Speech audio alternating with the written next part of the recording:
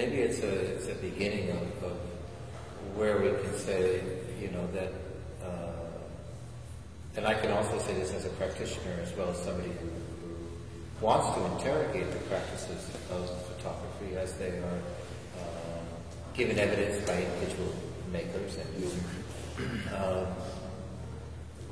What are some of these, larger arcing questions now that seem to be applying pressure on the medium that we used to call photography?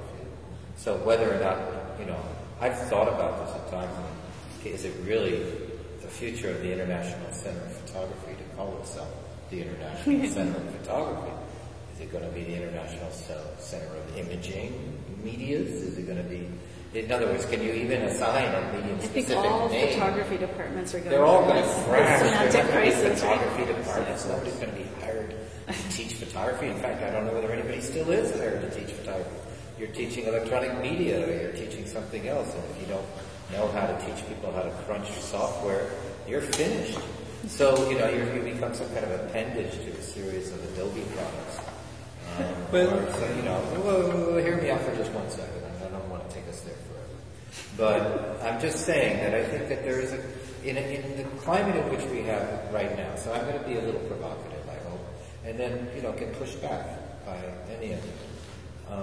I think the real question of identity is not just the identity of an author or of a maker or of a viewer, but actually of these ways in which we assembled images that we thought were coherent, that were exemplary, pulling out of the stream or swimming in the stream. Still, they become a form of consciousness that is now shared or exchanged, and that there is a consequence to doing that there is a social consequence, there is something that's at stake, there are some issues that are attached to these practices, and that in some ways that the viewer or the audience is then therefore moved to either reflect, which is often a good idea if we have any time to do that, or if there's time left to do that in our culture, and just how much our attitudes changed in coming to the photographic, or coming to the art exhibit, or coming to a series of images. So I'm feeling at this moment in photographic practice and in the institutions of learning that there's sort of a return to the object. That was something that's been discovered and been talked about. We sort of are nostalgic about analog a little bit, about things you can touch and feel and meant something to people and resisted being simply consumed and digested without thought. Mm-hmm. So I'm just going to throw that out there and see whether I've pissed off anybody or not. Yes, please. I'm done. Just a brief interruption because it reminds me of a Frederick Sommer quote. Where you say that the return of the object, right? Well, you know the sentence that you wrote. Some speak of a return to nature. I wonder where they could have been. And this is. Of course, the way I practice photography is deeply related both to the object, the referent, the things and bodies and animals and objects that I photograph, and to the photographic object.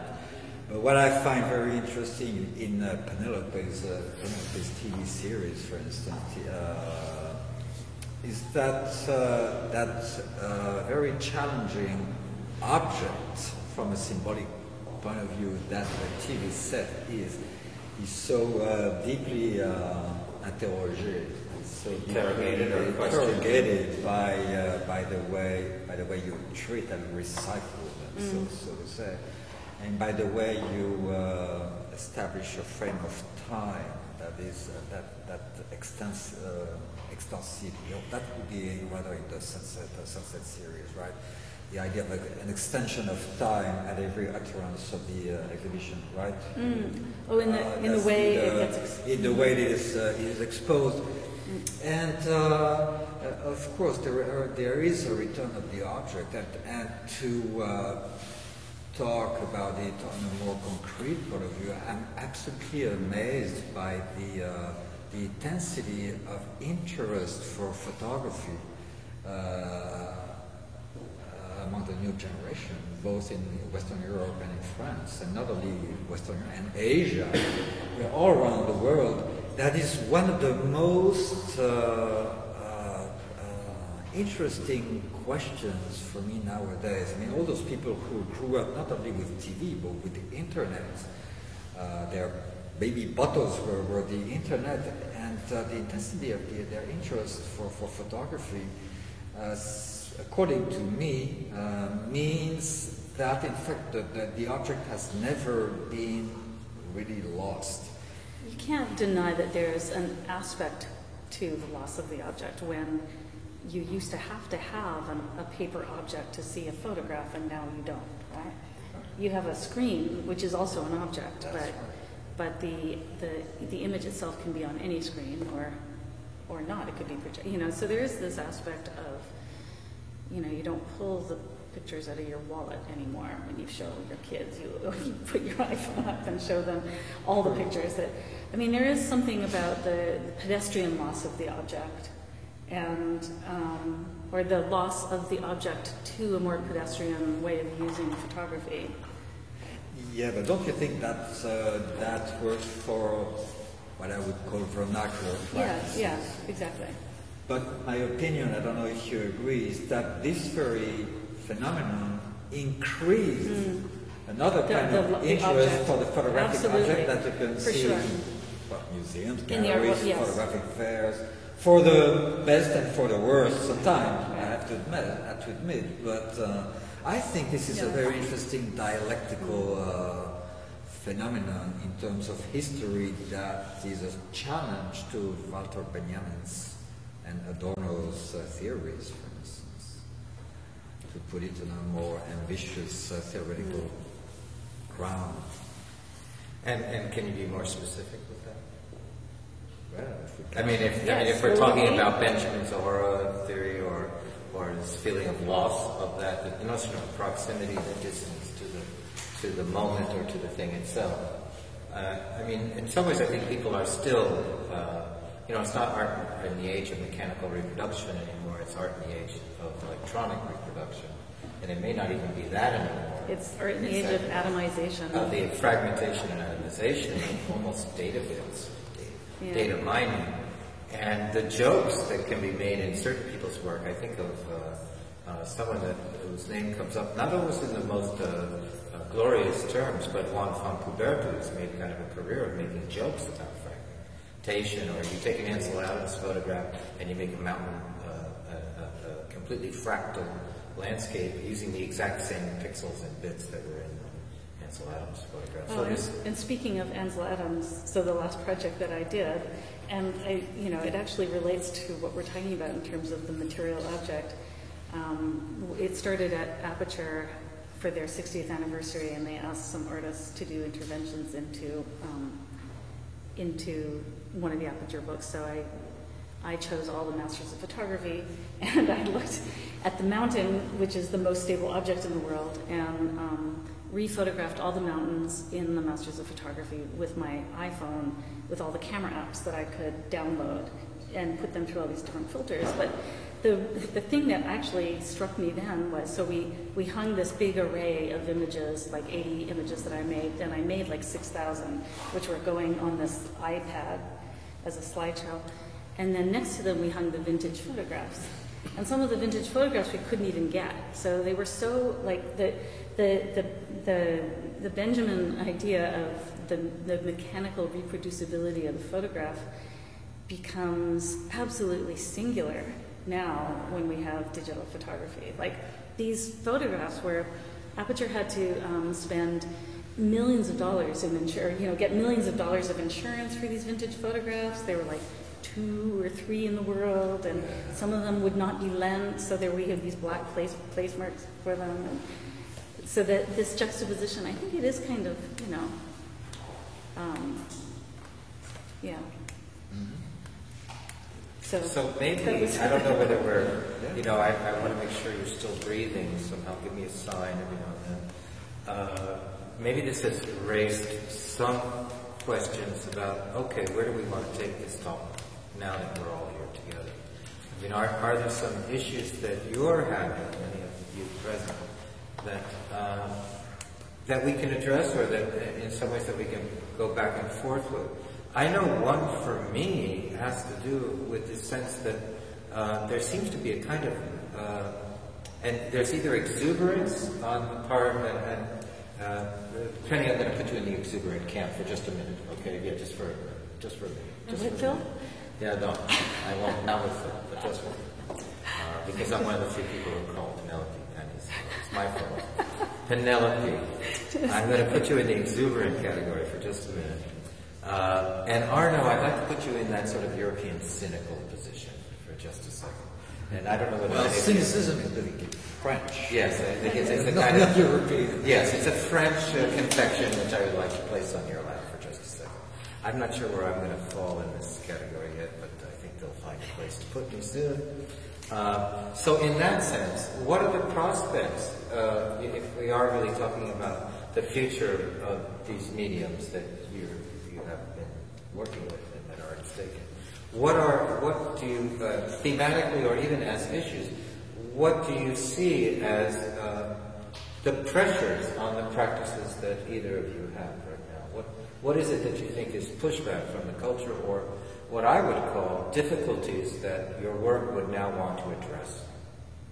Because there seems to be, I mean, Penny, you're addressing certain things in the culture that's in the stream itself. Yeah, I mean, I actually think, like, for me, I don't really care about what the pressures of photography, you know, what pressures there are on photography. I actually think that photography puts pressure on the culture, or that, you know, it's sort of the other way around. And I imagine that, you know, the first person who understood, like, you know, this idea of the camera obscura, standing in front of this thing, knowing that there's an image over there, but as soon as you move, that image is gone, so that your image is always tied to you. As soon as that's severed, as soon as the image can be separate from you, to me, that is like this moment in our culture that's psychologically possibly the most anxiety-producing moment, right? And so I actually think that that's sort of like the beginning of this whole entire trajectory of losing oneself through the image of oneself, and a lot of my work has to do with that. So, and you take that on as a joy, though, right? Well, the exuberant. Well, I guess it's interesting, this discussion around exuberance versus cynical, because I think my work is pretty cynical, or not cynical, but I mean, if you, I mean, it's about the loss of the subject, the loss of people who are insistent on authoring or being authors, end up not being authors, and people who don't give a shit about being authors become authors, and the objects that we love are all for sale and not useful anymore, and you see people stuck as like ghosts in the TVs that they're trying to sell, and these are basically the last pictures of these TVs, and their owners are in them, you know. So I think that there's this kind of, in my work anyway, there is this underlying aspect of cynicism that is played out through the photograph. So, and you're actually using your practice to exaggerate, in some ways, to irritate or exaggerate some of these claims. I mean, like right. Well, taking on Craigslist the way you did in a certain way. Right. It wasn't like direct, like trying to critique Craigslist, but nonetheless, it did have an effect to challenge what the nature of these postings were. And also when you talk about inadvertent authors, I mean, we were now in the living rooms of these people. Right. We weren't before. And I have another work that comes to mind of yours that maybe we can switch to Arnaud, but the books that were turned around. Backward-facing books. Do you know this work? Or would you like to know about it if you don't? I mean, I'd like to hear how did that work arrive? How did you make that decision? I'm going to do this. Well, I didn't turn those books around. I know. Oh, okay. Thank you. You know, I guess that was a time before I was working on the internet where I was actually not that different than what I do on the internet, but just sort of working through virtual spaces, and the virtual space at that time happened to be the home improvement catalog. And I was looking at and here's another kind of pessimistic thing. I was looking in these home improvement catalogs because 9/11 happened, and one of the reports that I heard, like it was a New York Times article or something, that people, let's see, what was it? All the stocks for all the different companies fell, except for home decor and home improvement websites, or sorry, companies. And then there were all these theories about it that people were cocooning and wanted to feel safe and at home. So I was looking at those spaces, and then I noticed these backward-facing books in all the bookcases, and to me that became this amazing symbol of emptying history, emptying out all the kind of any kind of personal history or intellectual history or academic history, only using the book for its aesthetic value, and even turning its spine around so that it's sort of vulnerable. Its pages are vulnerable to the outside, but it's mute. It doesn't say even what it's about. So all the subject matter and everything that it's about is erased. And so that became, that's why I did that work. And it brings us down the road of the choices made in order for that work to have become something that A, you wanted to pay attention to, B, that you made into a work itself, or that became the work. Mm-hmm. And then there's the subsequent interpretations of that. I mean, one of the reasons that I'm interested in how artists come to the work they make. In other words, is it by accident? Is it the anecdote of, well, my neighbor moved and the catalogs were coming to her door, so I stole them, and then I looked at them, and then I decided that some of these were interesting, and then sort of random collection, one could say, that then becomes significant. That also began because, like everybody else, when I did that work, it was 15 years ago, that was the way we were marketed to, right? And catalogs just started coming to my house, so it's like, that's part of the world, material. Right? It was coming whether you wanted it or not. Yeah. So then it became a response. It's like emails now, right? But now the things that we're swimming in or swimming amongst are not only, let's say, the everyday. I mean, this is where I'm going to go to the sort of the practices that perhaps Arnaud has been involved with, and yet has shifted in his career from one kind of perhaps more specific, autobiographical, sometimes proximate meditation, sometimes on scale, on perceptual values, on my children, the area around Saint Remy where I live, things that were proximate. In that sense, they're also arriving, you could say, at your doorstep. I mean, they weren't something that you had to go far away to claim. And it's also true in this later work. You're not going that far away to claim. This is something that is within reach, you could say. The culture is providing a certain quantity of it. But there is something about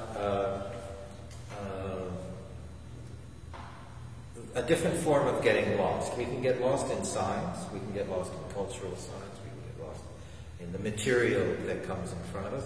But there also is the pleasure of getting lost and of finding oneself within a practice, which is different than, let's say, the intellectual, conceptual order of, I want to do a work, I've seen X, Y, and Z, now I'm going to respond to that, I'm going to execute, sort of cerebrally, this body of work. Because we've had a certain period. Does anybody work that way, really? Well, some people do, actually. I think those conceptual works, though, there is an intuitive conceptual process before they get executed. The ones that are interesting, no? Well, I would hope so. I mean, and I think most of us are interested not in, let's say, just the multiplication of a certain practice, but in how it's different, how it differentiates itself, how it's varying. So I guess in a sense, that's something I want to throw back to you in the sense of the shift from what you were doing to the collage work may be a pretty good moment. We're all facing it also. But it's also something that you self-acknowledged in the text, that you were at the end of one kind of practice, and you felt you were at the beginning of another. So maybe you can speak to that. I'm not sure I'm being linear here, but I'm trying. Hope not. in a fragmented universe, I'm not sure. But what was the question? Well, the question is cynicism. Well, in a way, the cynicism would be that of what use is it to be an individual who, let's say, culls from their own personal identity and subjective values a product which is then called the photograph, which is still valid for these rather mass questions of perception and distribution that the culture seems to be creating and dealing with more frequently right now. I mean, we are somewhat swamped by images. I mean, if there are billions of them being made, if it takes 85 years to go through one day of uploads, I mean, you do start to wonder what the relevance or pushback or resistance of an individual might be in the face of this kind of onslaught of imagery. So there has been some cynicism about what is the functionality of the individual in doing this. Well, in that sense, yes, because I thought you were referring to a certain kind of French cynicism. I am. Not too sympathetic, which we both know very well, which is not the most interesting part of French culture, which is so rich and so this and that. But no, what I mean, yeah. Where's the wine? Is it French wine? Yeah, French wine's okay. No, concerning the question of subjectivity, you know, I would like to tell an anecdote, which is not about a photographer, but a sculptor and painter and drawer of genius. That's Alberto Giacometti, who tells the story. He was walking on the Boulevard de Montparnasse, back in Paris, and he says that all of a sudden he looked the boulevard, the cars, the trees. It was in the early 60s. The Café Select, the facades, the banal Paris daily life, you know, and was actually seized, pierced by an incredible intensity of perception that gave him the impression to see the very bones of existence, the inner structure of what is. You know, it was not really abstract. It was rather a sense of perceiving the skeleton of life behind the surfaces. And okay, if I tell the story this way, it sounds a bit almost spooky. But in fact, it was exhilarating for him. He described the sense of bliss, is that the word? Bliss, intense happiness in this perception. That is pretty close to my state of mind when I photograph, when I walk around. You know, I'm not specifically concentrated. I'm just attentive. You know, just looking around until I can feel a certain concordance. Is that the same word in English? Yeah, it reminds me of a kind of Robert Frank-like correspondence between the inner and the outer. Right, the inner and the outer, and the structure and the surfaces. It's exact. Things are exactly what they are. And what I'm trying to do is not, even when I was photographing Laura, my wife, or our kids, my aim was not really autobiographical in the Robert Frank sense. And Robert Frank is, according to me, one of the greatest artists of the century, all categories. But I was not trying to tell the story of my life. It was rather, I would almost say, a way to attempt to be so subjective that I would reach a certain kind of anonymity. Mm-hmm. Know what I mean? Yeah. When your subjectivity is pushed to a certain extent, it becomes anonymous. That's the best way I can try to. So, is there an element of, instead of using the word collective, to use the word universal, like the universal through the subjective? Well, universal sounds this time a bit too ambitious to me, almost religious. You know, anonymous is okay. Well, universal for the Western human I mean, being. you were talking about, though, the idea, basically, at the iconic, that knowing this thing that everybody knows, or this, That's you know. right. That's right. And so there is this kind of universality to that, no? All right. I can take I don't know. universality, yeah. But maybe it's not the same in English, but in French the It has term kind of universality, religious. well, not specifically religious, but it's extraordinarily ambitious, you know. It's, Does but it you're have probably that? right. Does I don't it know have if it? I have that connotation. Does it have that in English? No, I stick with the anonymous makes complete sense to me. It leaves the subject. If I understood you, That's right. it doesn't combine all subjects. It just leaves the subject to become that. Yes, something like that. Yeah. It can be a sense of liberation from the restriction of subjectivity. That's what you're after. Yeah, no, if that's, I mean, in some ways, I mean, to take the most personal of subject matters, so there's personal and there's subject matter, and like the family, and then reach a moment in which, you know, from let's say the arc of what Penelope's saying around the fact that the available mythic and symbolic value of that, and then going to maybe your inner place of just, we could say, of distanciation of being, like, then taken to a place where that very same subject has another value, has another extension or value. Right. And that brings you to almost the opposite end of that arc. Of not being personal. Of not being personal, And yet not still being about being you. subject. Yes, no longer referring to. That's why I said some of the crisis seems to be about this notion of identification with the image, and yet it's also some of the place of freedom to be removed from that kind of personalized identification. There's an anecdote here. Well, to be sometimes French people can be proud of their culture. You maybe know Claude Simon, the novelist who won the Nobel Prize in 1986. A great experimental novelist.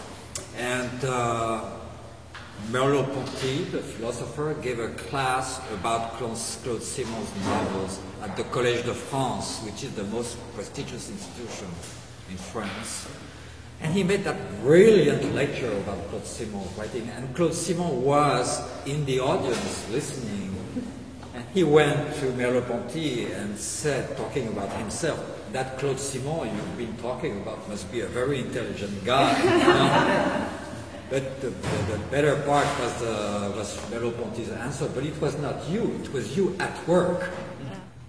This is the place in the conversation where it reminds me of Roland Barthes, in a certain way, of this feeling of syntactical aria.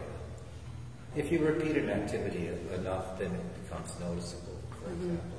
If you support or don't support in a sequence like this, which is non-narrative, non-linear, non-chronological, mixes black and white and color together, doesn't put dates underneath the photographs, allows for a space between the photographs to exist, doesn't really establish an order that you can be prepared for the next picture, either one that was before it or after it.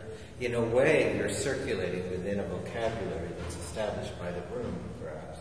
But then it's also leaving open the gaps, which would then allow you perhaps to construct your own meanings or to add or subtract from. When I hear this notion of a kind of the anonymous, the universal, and what I would call a kind of simultaneity of attention to that very instantaneous stream of association that allows that moment to be chosen and not some other. And then the extension of that into a vocabulary that's much larger, that requires memory and a certain amount of unconscious participation, perhaps. And then maybe even the selected for, this feeling in photography that I always have, that we select for some things and not for others.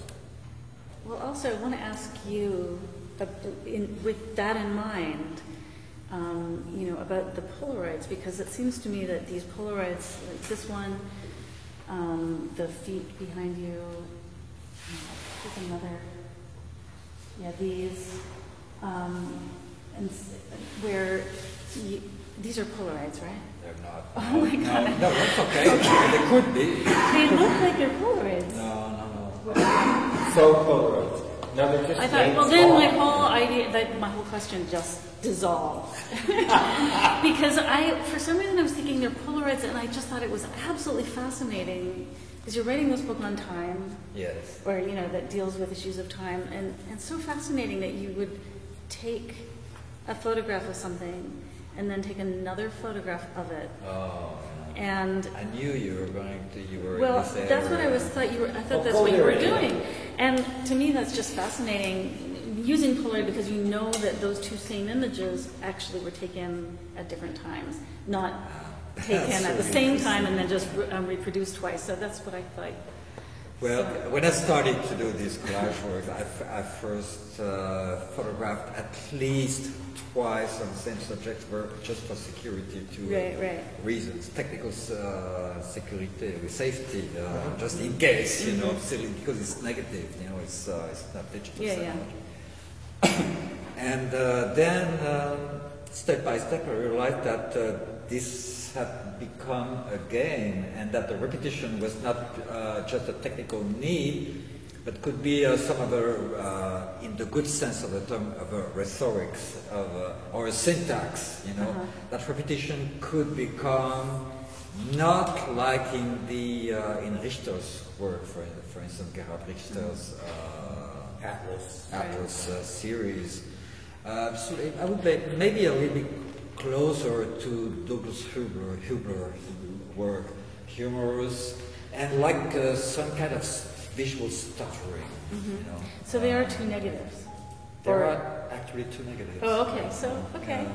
So there's a little bit of that. Like, I think built into the Polaroid would be absolutely it's two different times. The fact that they're negatives, they could be the same print from one negative, but the fact that you took it twice and it's exactly the same, so they actually do represent different actual time between them, I think is fascinating. I guess what I find poetic in that is the space between the two images, the time space between the two images, where the images look exactly the same, but in fact there is time space between them, in the same way that there's space between the lens and the object photographed, where there isn't when you scan something or when you make a screen grab. So there's a kind of there's a philosophical space between those two repeated images that I find fascinating. For me, this is a very rare experience, actually, that sense of like. Well, I don't know if I could go that far, like to say that I experiment with Satori every time I click and make supposedly strong Okay, you try to get there. I probably try to get there, but I'm far from pretending to be, trying to get the wisdom of Bons. This monk, Oh, so I didn't understand that. But it's like the Gestalt thing, too. It's like the Gestalt movement, right? Is that what that is? Right, and it's also what I call the epic dimension, in the sense, like, for instance, if I go out on the street or anywhere with my camera and start to photograph, I actually shift to another, so to say, another mental vehicle, My relationship to space, time, and even, if I can say, my body probably moves differently. And it's a real bliss, because my feeling is that nothing can happen to me. Which sometimes is dangerous. You cross 9th Avenue without, they're in a taxi. I'm trying to think if there's a digital equivalent for me, actually. Yeah. And it is true that so the Craigslist project is in some ways, like, if I do it, if I start on if I have to find some televisions, I'll go into a city on Craigslist, and when I'm in that city looking for televisions for sale, I have to look at every single TV, because if I leave and then come back, there'll be new ones, and I won't know which ones I've gotten. So if I start like at 9 o'clock at night, I can be going till 4 in the morning without even knowing it. And I'm like going into people's homes and into their living rooms, and and into their bedrooms, and sometimes I find naked people, and it's just, so maybe there is this kind of weird, and I'm one with the computer, I have no idea. Maybe it's a Zen moment or whatever moment this is, but in this digital space, I don't know. Yeah. I think the promise for but now I'm going to use a very ambitious word, redemption, is daily life. I don't think that there is any other redemption chance in any other place than daily life, and photography, whatever the way is to use it, not to mention so-called documentary photography. And we have J.C. Burkhardt here, for instance, I think that your Camden, New Jersey's masterpiece of, I don't know if you call it documentary, but this is another way to use the medium. This is what I like with photography. Nobody knows what it is. Yeah. Nobody knows what it is. Or and I like very much the fact that André Rouillet, who is a French theoretician and historian that Robert knows well, he's been fighting for years to say that we have to end up with the idea of photography, la photographie, because it doesn't exist. Well, true. But what title did he give to the book, to La Photographie? Well, it's very strange that medium that is both existent, non-existent, and so central in cultural field in our internet or post-internet era. That is really I think it's a semantic thing, though, It's music is the same way. Probably. Right? Like there's so many different kinds of musics, and if you're a classical musician, probably you have something more in common with a long distance runner maybe than you would a rock musician, or something. Yeah. Don't you think? Yeah. The thing that's kind of great about photography, though, is that you don't have to be a photographer to make photographs. When Jeff Wall said somewhere that today photographers do not need history of photography anymore to be artists, my tendency would be to say exactly the other way around. Maybe you don't always need art to be recognized as an artist or to be active as an artist if you use photography. I think photography escapes the conceptual and temporal historicizations of history of art. Okay, I would like to say almost exactly the opposite, just because I'm curious.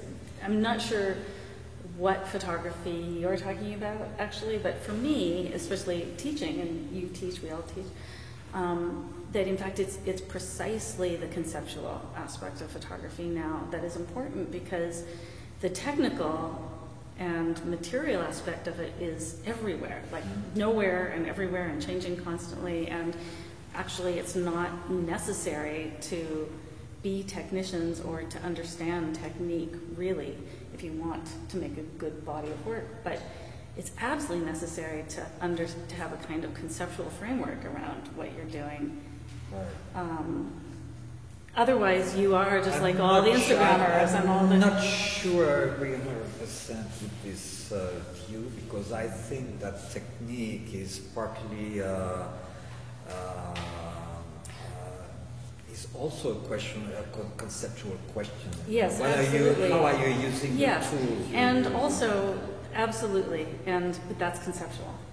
I think we could say that historically there was a certain moment where we had a linguistic turn, and it was actually, we can blame the French for this, where if you didn't study,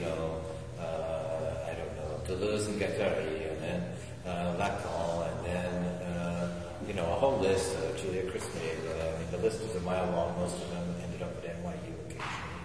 But we were so strong. Exactly. The Westrauss, all the structures. What happened to those French? All of these folks that we had to study, and it was the 80s. And the historical turn, Foucault being the largest one of them, probably the disturbed all the humanities. And so we had a kind of anger in our history for having taken over what was our mediums in a way, and our education by a kind of a linguistic hijacking. Mm. And then if you didn't have privileged and specialized vocabularies, you couldn't even participate anymore. And the French alerted us to a lot of the ways in which institutional practices and institutional critique were necessary, and it was kind of a turnover.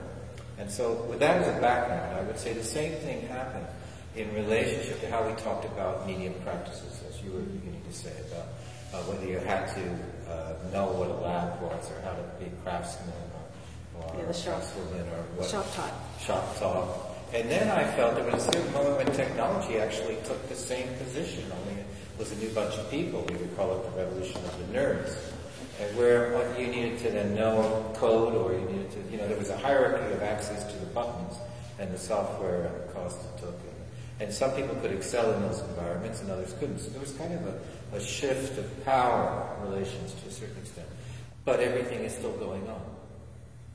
We've had the end of painting, but painting's still happening. We've had nothing but the end of photography since 1989. It's been ending. Rosalind Krauss. That's what about the illusion of the end. Yes, it's been ending and over, and every field has been overturned, and yet still present. And so, printmaking is still around. Printmaking, you name it. I mean, you can still do. You want to be a daguerreotypist? Go right ahead. Adam Fuss can do it. So can you.